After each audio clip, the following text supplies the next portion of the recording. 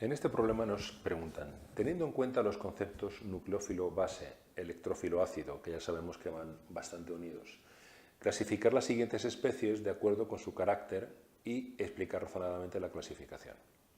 Después me dan 3 reacciones y me dicen identificar las siguientes reacciones, cuáles son los agentes nucleófilos, básicos, ácidos, electrófilos, etc., así como el tipo de reacción según la transformación producida y sus mecanismos.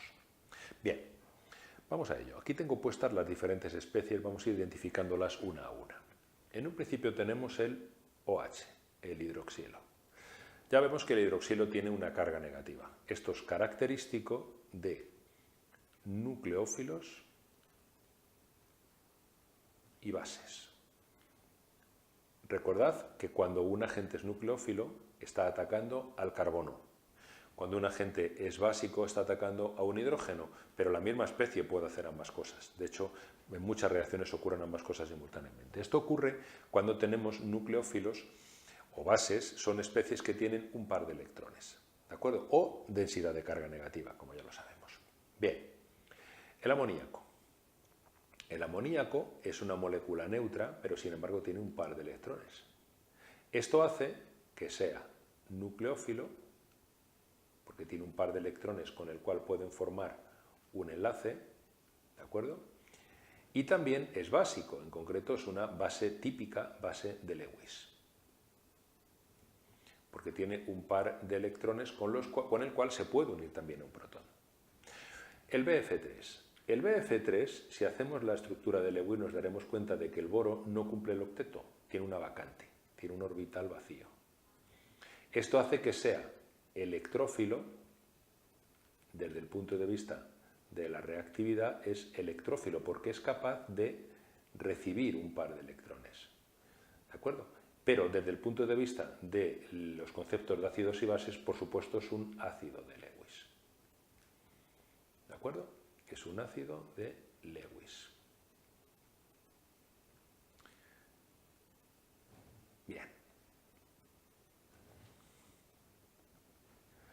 Vamos al carbocatión. En este caso es un carbocatión terbutilo, que este es muy facilito, porque como carbocatión, al tener carga positiva en el carbono, esto supone que tiene ahí un orbital vacío. Luego, evidentemente, va a ser electrófilo, ácido de Lewis. ¿De acuerdo? Bien, seguimos. El fluoruro. El fluoruro va a estar en el mismo caso que el OH. Por tener una carga negativa, se supone que tiene un par de electrones, sin compartir al menos uno.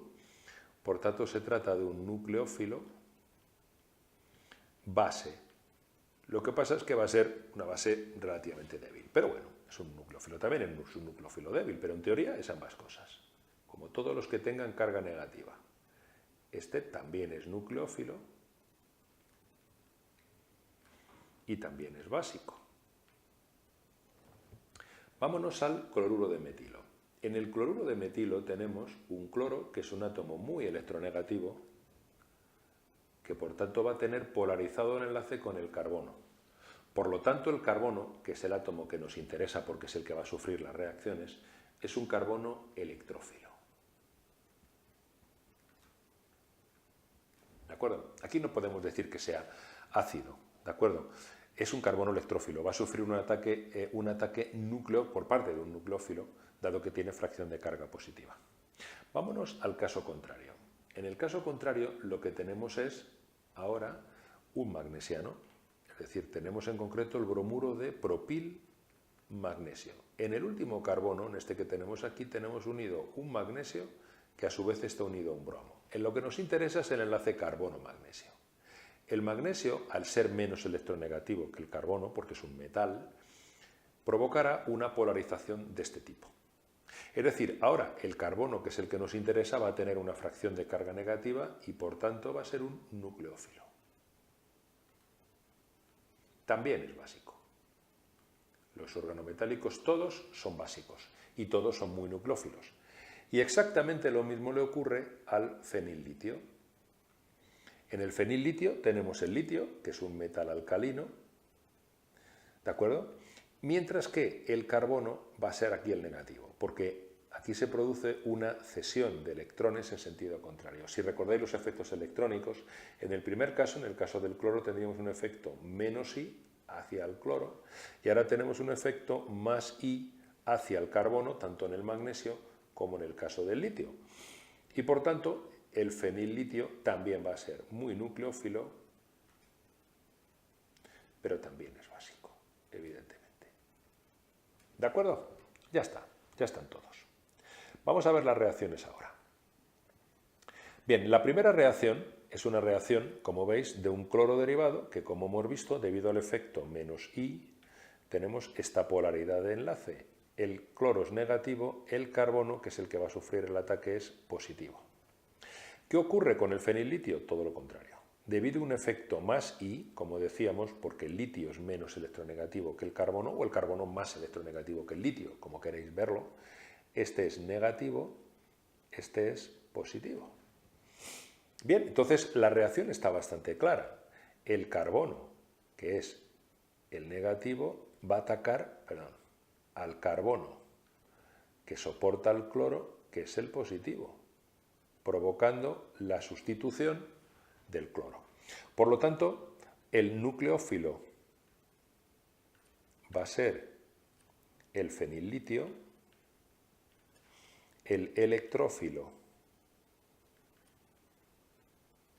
va a ser el cloruro de cicloxilo o clorociclohexano, como queréis llamarlo. Se trata de una reacción de sustitución, porque como veis vais a sustituir el cloro por otro grupo, que en este caso es el fenilo. En este caso es una sustitución nucleófila. Si recordáis, es una reacción concertada, como hemos visto previamente. ¿De acuerdo? Bien, vamos a la segunda. En este caso, si os dais cuenta, se provoca la salida del cloro, pero se forma un doble enlace. Esta es una típica reacción de eliminación, como veremos ahora.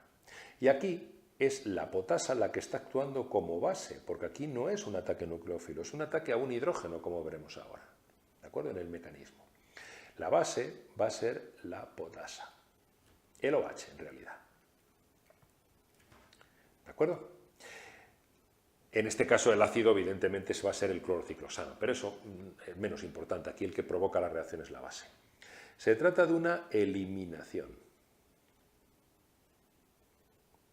También es concertada, como veremos ahora, y se forma un doble enlace, a partir de un compuesto que no tiene dobles enlaces, con lo cual aumenta el orden de enlace, como que es característico de una reacción de eliminación.